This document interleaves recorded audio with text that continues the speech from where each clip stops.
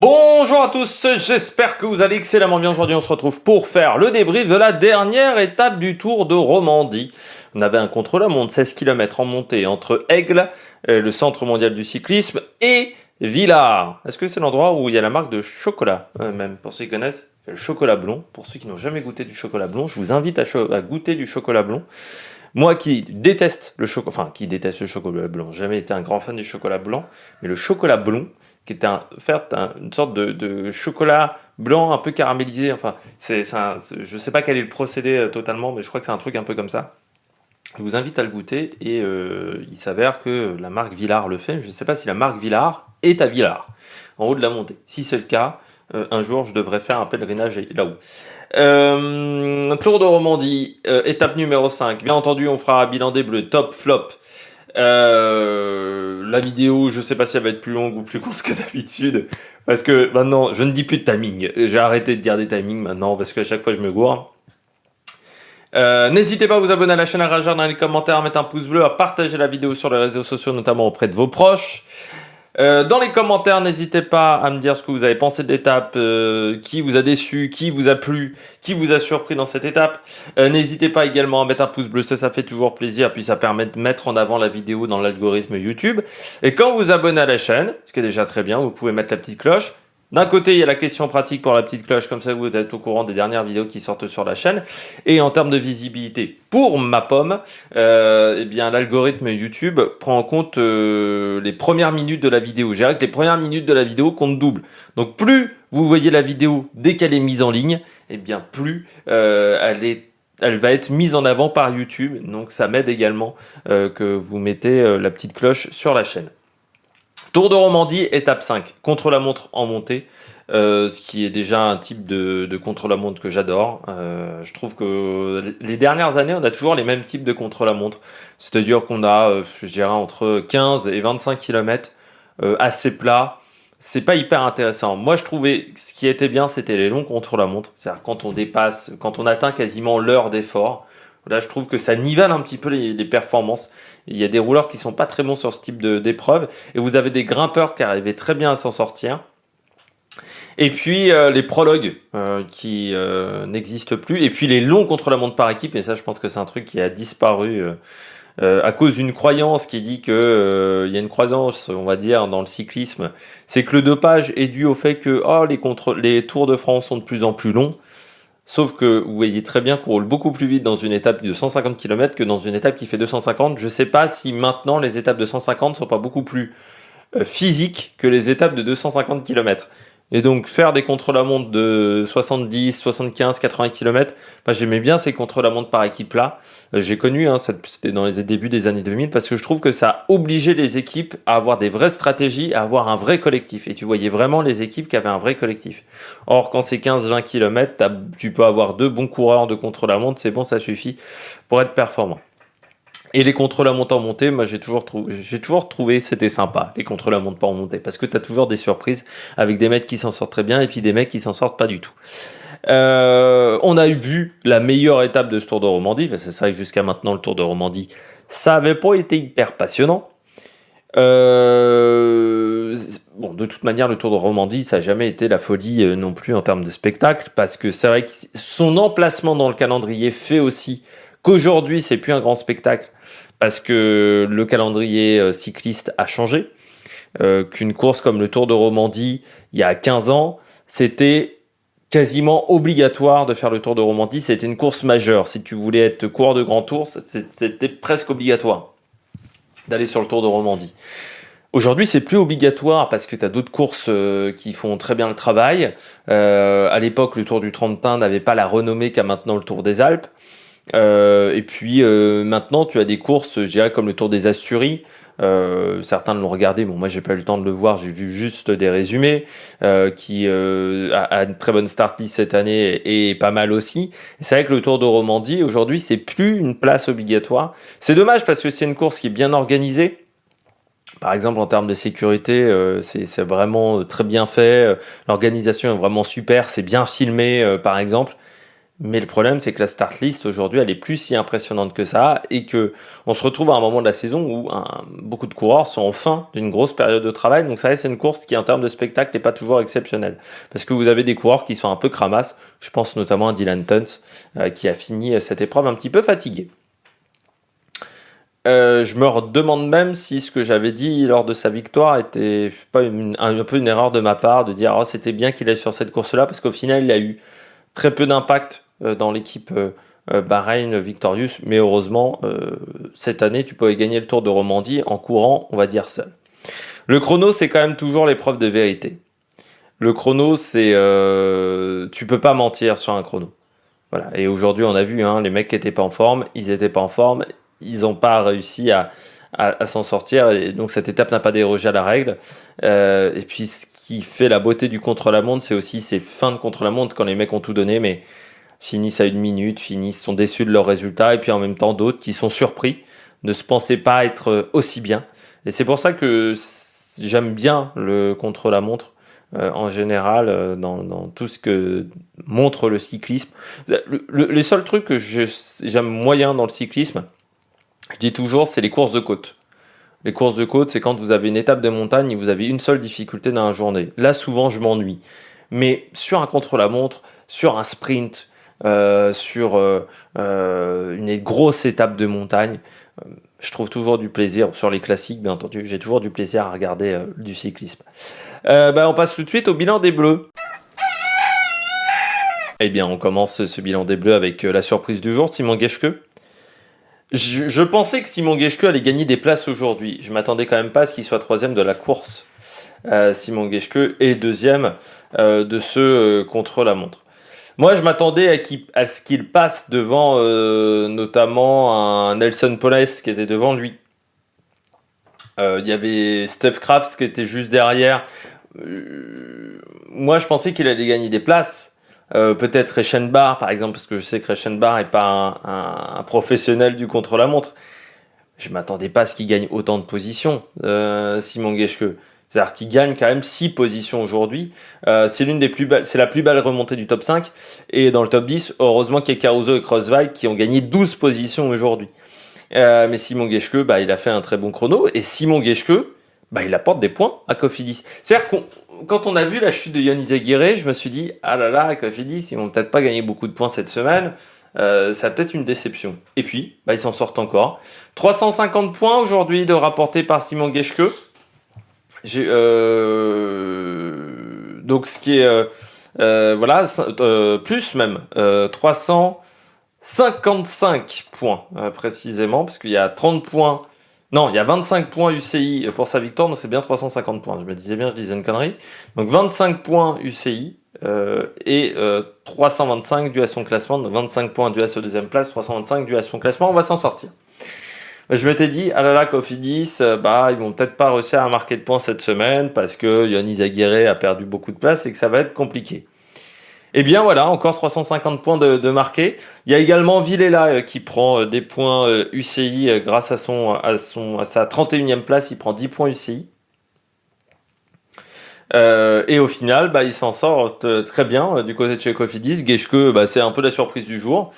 Est-ce qu'on n'a pas retrouvé le Geschke de Sunweb qu'on essayait de retrouver depuis 4 ans, depuis qu'il était parti chez CCC, où il n'avait pas fait des grands résultats? Est-ce qu'on n'a pas retrouvé vraiment le grand Simon Geschke aujourd'hui, cette semaine?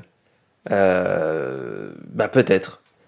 Et ce qui est intéressant sur le Tour de France, équipier de Yann Izaguirre ou de Guillaume Martin pour le prochain Tour de France, mais l'équipe Cofidis sera intéressante quand même sur le prochain Tour de France.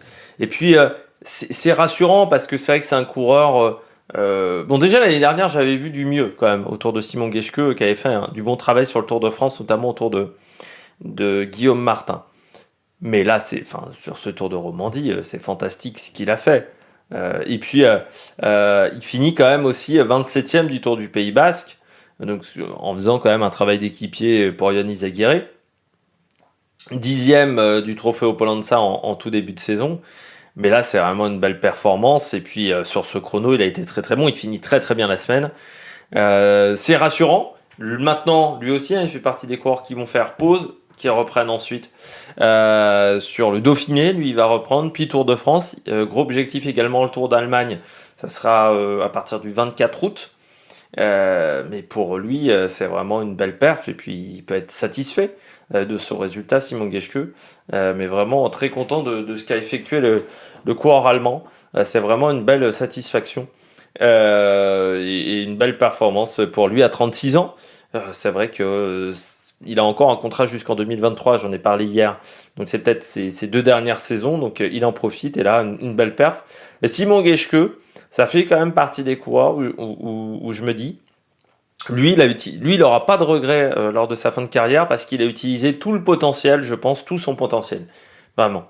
C'est un bon coureur, mais je pense qu'il n'avait pas les qualités en haute montagne pour aller chercher des classements généraux de grand tour.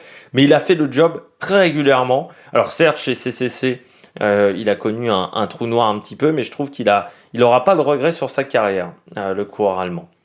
Deuxième coureur au top chez les Français, Thibaut Pinot.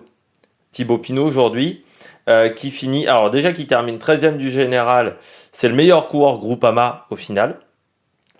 Parce que Reichenbach, Quentin Paché ont pas très bien fini.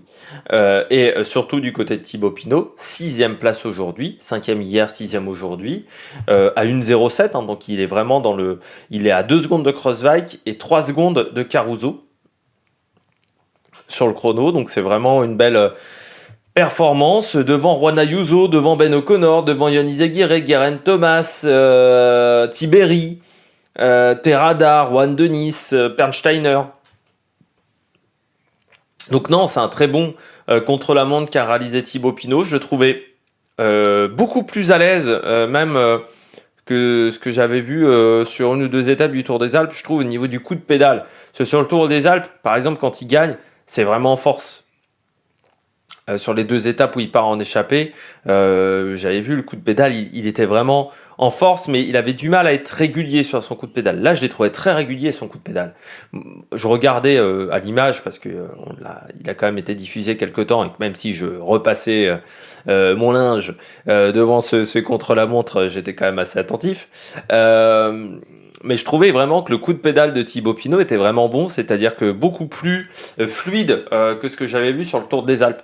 Donc ça montre que il est encore en progrès de ce qu'il a fait sur le Tour des Alpes. Cette course sera frustrante, mais il finit 13e. Donc qu'un coureur comme Thibaut Pinot qu'un coureur même professionnel soit frustré par une 13e place sur une épreuve World Tour, c'est que c'est quand même rassurant sur sa condition physique et sur son niveau de performance. On est d'accord là-dessus. Donc j'espère que cette frustration va lui servir pour les prochaines échéances. Mercantour classique, Tour de Suisse, Tour de France pour Thibaut Pinot. C'est le programme du Français. Est-ce qu'il fera le championnat de France, notamment du contre-la-montre pour se tester ? Je ne sais pas. Mais c'est une belle confirmation de la forme qu'a le coureur français. Et il a fait quand même une bonne fin de semaine. Je dirais quand même une semaine intéressante au final pour Thibaut Pinot parce qu'il tombe pas. Alors certes, le prologue est décevant. C'est la seule déception, c'est au niveau pour moi du prologue. Mais qui prennent pas de risques, qui veulent pas se péter la gueule. Son objectif, c'est pas le Giro, c'est le Tour de France. Voilà, son objectif, c'était pas gagner de Tour de Romandie. Je préfère qu'il perde 2 minutes parce qu'il est mal placé sur le Tour de Romandie plutôt que sur le Tour de France où là, ça sera son gros objectif. Donc moi, je trouve qu'il a quand même fait une belle semaine. Du côté de Ben O'Connor, plus-moins aujourd'hui Ben O'Connor, il finit 10e à 1,40. Ça montre quand même qu'il a encore des lacunes, je pense, sur le contre-la-montre. Ben O'Connor, parce que là, c'était un contre-la-montre pour grimpeur, mais je pense qu'il a encore quelques lacunes sur le contre-la-montre. Ben O'Connor. Et puis surtout, il fait 5e du général, mais tu te dis que s'ils avaient réussi à lancer une grande offensive hier, il serait peut-être sur le podium de la course. C'est vrai que pour Ben O'Connor, c'est un peu frustrant, ce Tour de Romandie, parce que il a été régulier pendant toute la semaine, mais il a peut-être manqué ce coup d'éclat. Et c'est peut-être ce qu'on pourrait reprocher à Ben O'Connor, à part sa victoire l'année dernière sur une étape du Tour de France, mais en même temps, il avait perdu beaucoup de temps en fin de première semaine. C'est que Ben O'Connor, peut-être, c'est un coureur qui manque un peu, je dirais, chez AG2R, de coups d'éclat. Ça, on sent il a des qualités, bien entendu. Tu fais pas 4e du Tour de France si tu n'as pas des qualités, un minimum. Mais des fois, j'aimerais peut-être une un peu plus grande prise de risque de la part de Ben O'Connor. Et hier, il fait partie de ces coureurs que j'attendais. Et je pense qu'hier, on pouvait, vu comment a craqué aujourd'hui Rohan Dennis, hier, on pouvait déjà le faire craquer. Au moins de 30 secondes, 40 secondes si on avait roulé fort. Mais comme on n'a pas roulé très fort, qu'on s'est laissé endormir peut-être également par le train de la Jumbo, eh bien, des coureurs comme Ben O'Connor, je pense, ce soir seront frustrés, auront des regrets parce qu'ils se disent « Ah, mais si j'avais fait craquer Rohan Dennis un peu plus tôt, ou un Luc Plapp, et peut-être que ce soir, je serais 3e ou 2e du général, ou si j'avais fait craquer un Simon Geschke hier, peut-être que je serais un peu plus haut dans le général. » Eh oui, mais ça, il fallait penser hier, et aujourd'hui, c'est beaucoup plus compliqué. Et c'est dommage d'avoir des regrets. Et je pense que Ben O'Connor aura des regrets. On peut noter le bon chrono de Geoffrey Bouchard quand même aujourd'hui. 20e à 2,04 Geoffrey Bouchard. Ça montre que la forme de Geoffrey Bouchard, elle est pas mal. Je pense qu'elle n'est pas encore à 100% non plus pour Geoffrey Bouchard. Mais la forme est quand même un minimum là. Il n'est pas complètement à la ramasse, Geoffrey Bouchard. Lui qui n'a pas encore de course à son programme. Sur la suite de son programme, pour le moment, c'est flou. Alors, est-ce qu'il fait le Giro? Je ne crois pas. Donc, je pense qu'il fera... Est-ce qu'il fera pas la Vuelta, Geoffrey Bouchard? Ou le Tour de France? Parce que je rappelle qu'il lui manque encore le classement de la montagne sur le Tour de France. Est-ce que c'est pas le prochain objectif pour Geoffrey Bouchard?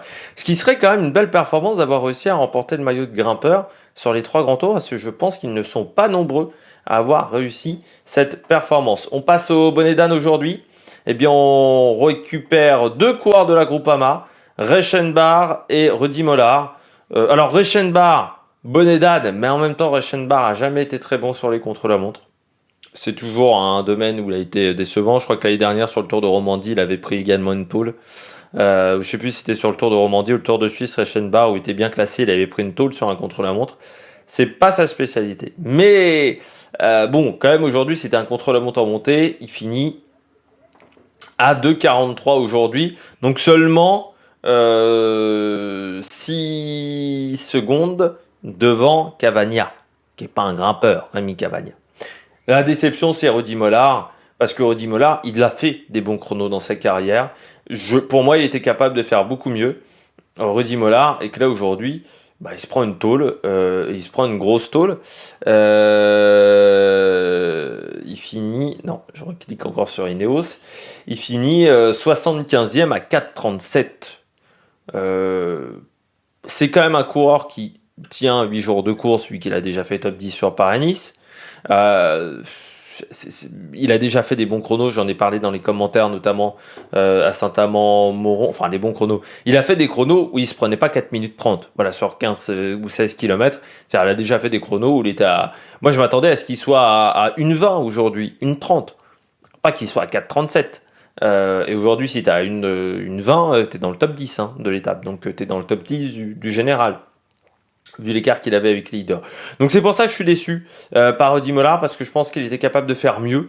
Mais c'est un coureur qui m'a souvent déçu, parce que souvent quand j'attends, c'est un peu comme Ethan Hayter, souvent quand je l'attends, Rudy Mollard, il n'est pas bon. Et souvent c'est quand je l'attends pas qu'il est bon. J'avais misé une année sur lui, sur un Giro, et il s'en était absolument pas sorti. J'avais dit tiens, pourquoi pas un Rudy Mollard top 10 sur le Giro ou top 15 sur les Giro, il avait fini bien plus loin. Donc voilà, Rudy Mollard et moi, on n'a jamais été en osmose au niveau des résultats. Et puis Reichenbach, mon 30e, c'est l'écart qui me chagrine un peu avec Reichenbach. Je m'attendais à ce qu'il perde une 42 minutes. Là, je dirais qu'il y a 40 secondes en trop de retard pour Sébastien Reichenbach. Et puis c'est dommage, parce qu'il se retrouve donc désormais 15e du général, et Rudy Mollard finit 25e à 5,14.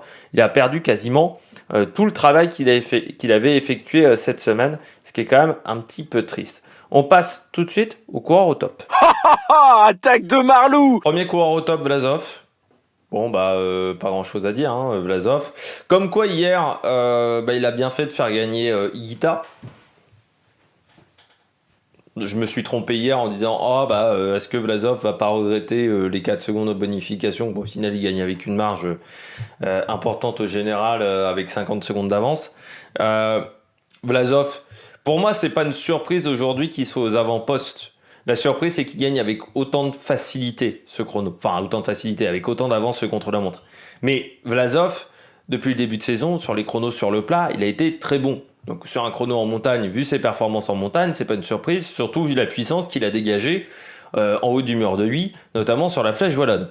Et la performance qu'il avait fait également à Liège-Bastogne-Liège quand il attaque dans le final. Mais la surprise pour Vlasov, c'est de gagner avec autant de facilité presque.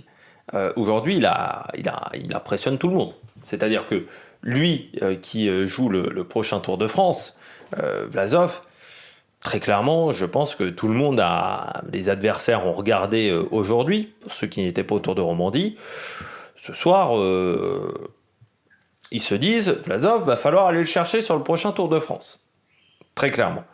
Et en même temps, depuis le début de saison, je rappelle, vainqueur, troisième du Tour du Pays Basque, quatrième de l'UAE Tour, vainqueur du Tour de la Communauté de Valence, et sur les chronos, si on regarde plus attentivement les chronos qu'il a réalisés, huitième du chrono de l'UAE Tour sur 9 km qui était tout plat, 12e à Montluçon sur le contre-la-montre avec la bosse, mais c'est peut-être pas là où il était dans la meilleure condition cette année, 6e du contre-la-montre du Tour du Pays Basque, la 18e du prologue, 5e, donc vainqueur de cette 5e étape.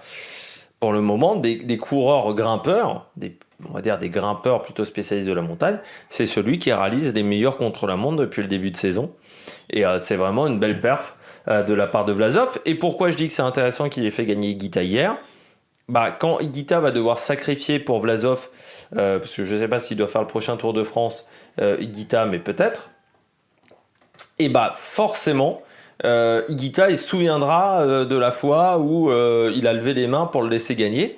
Et forcément, dans ce genre de cas, tu roules beaucoup plus fort. Non, il doit faire le Tour d'Espagne pour le moment et pas le Tour de France, Higuita. Mais forcément, Higuita il s'en souviendra quand il y a un moment dans l'année, il devra faire le job peut-être pour Vlasov et il se souviendra de l'offrande, on va dire, qu'a fait Vlasov hier pour le coureur colombien. Mais forcément, Vlasov très bon aujourd'hui, il a été imbattable. Donc voilà, pas grand-chose d'autre à dire à part qu'il a été très bon pendant toute la semaine. On en avait parlé déjà après le prologue, les jambes étaient bonnes.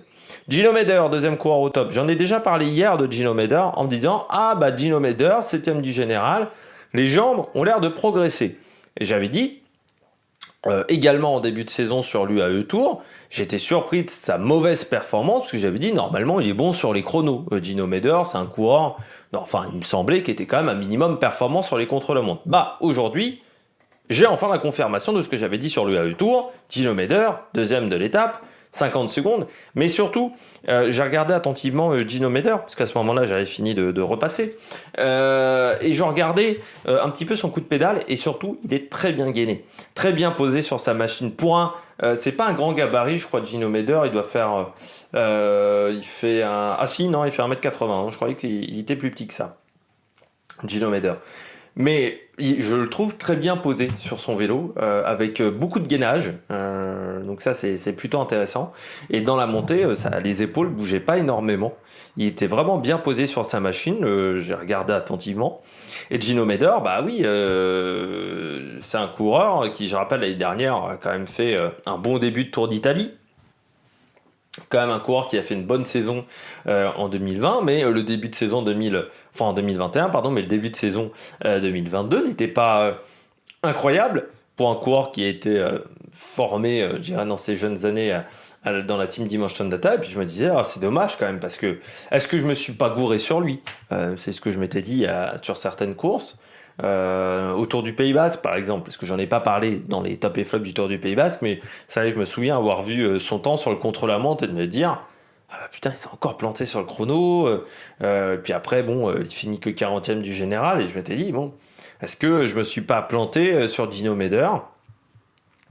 Et bah, il s'avère que peut-être pas. Peut-être pas. Il fera le Tour de Suisse, Gino Meder.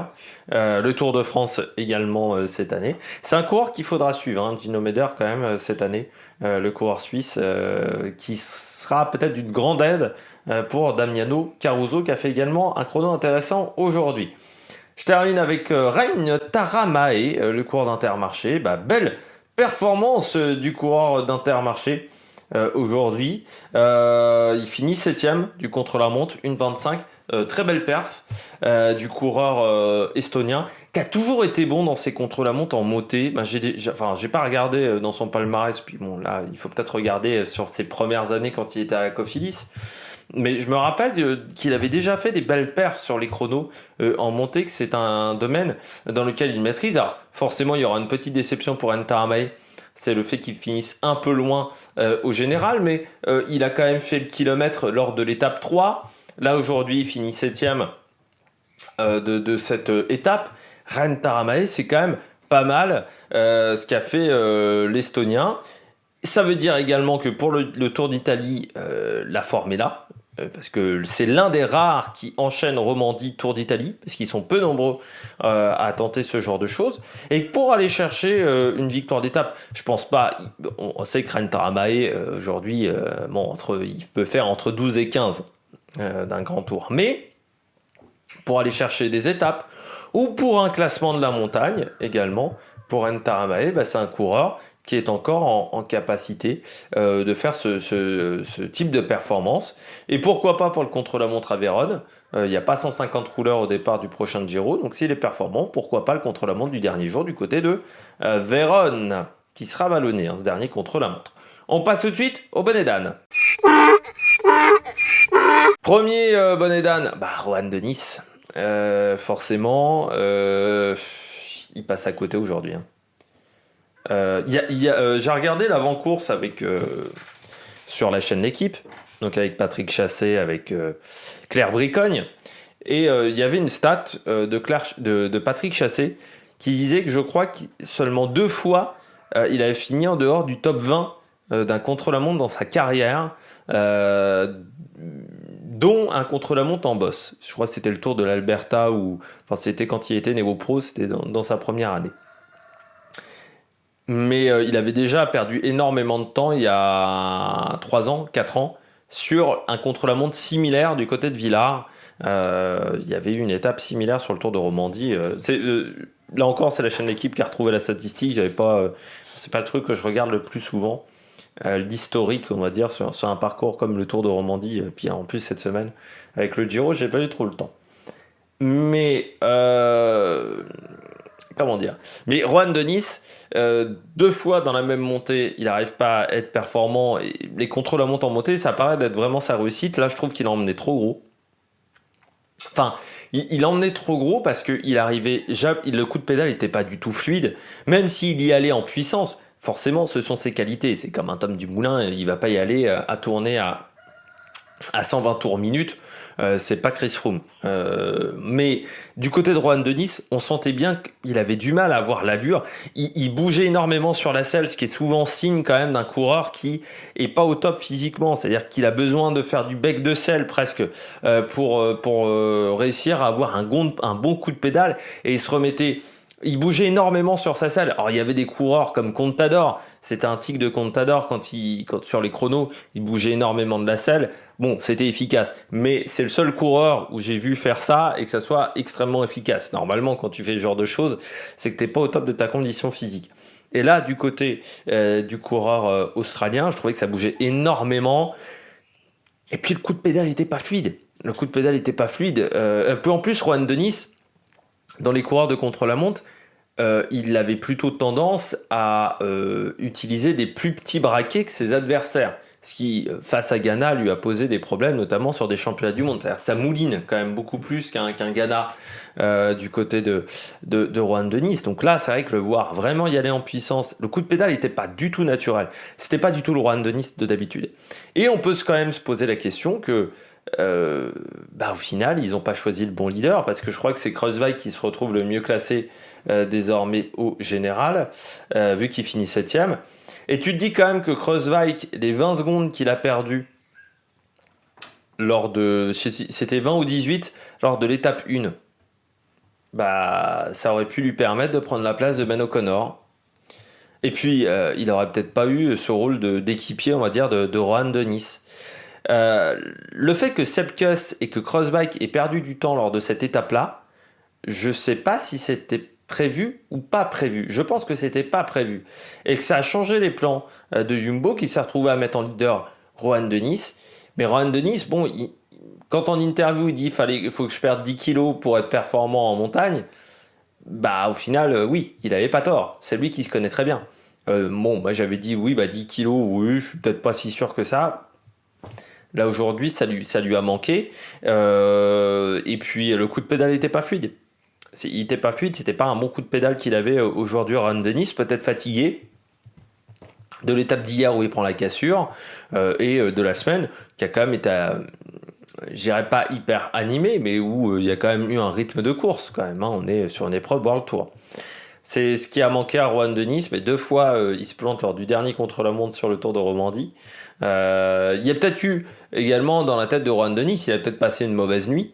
Aussi Rohan Dennis, parce qu'il s'est rappelé de la fois où il avait peu performé sur le Tour de Romandie, où il avait perdu une 20, une 40 sur les meilleurs coureurs. Mais c'est vrai que tu te dis que bon, Crossbike, les 20 secondes qu'il perd, ça fait top 5. Sepkus, le fait d'être toujours dans ce côté je prends jamais le leadership, au bout d'un moment, ça a des conséquences également sur les Jumbo. Et c'est dommage. C'est dommage pour ces coureurs-là. Je continue avec un deuxième flop, Luc Plapp et en général Ineos. Luc Plapp qui était la dernière chance d'un bon classement en général. Alors il finit 10e quand même Luc Plapp, mais à 2,08. Je crois que c'est Geraint Thomas aujourd'hui qui fait le meilleur contre-la-montre pour l'équipe Ineos. D'une année sur l'autre, c'est pas la même chose du tout pour Ineos. Alors Luc Plapp, là aussi au niveau du coup de pédale, c'était pas fluide. Il a emmené gros, je trouve, dans la montée, parce que j'ai pas vu. Je crois qu'ils n'ont pas montré d'image de Luc Plapp sur la portion contre-la-montre à plat, à part le départ.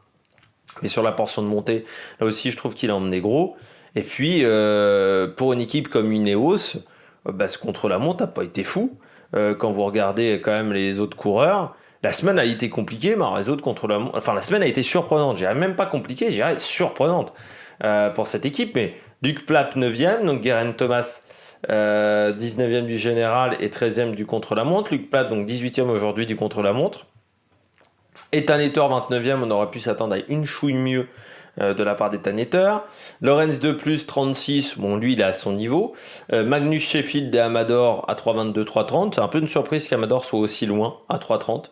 Mais ça montre aussi que de vouloir jouer 2 lièvres à la fois, c'est-à-dire à la fois les victoires d'étape avec Ethan Etter et le général avec un autre coureur, on est peut-être complètement passé à côté de la course pour le général.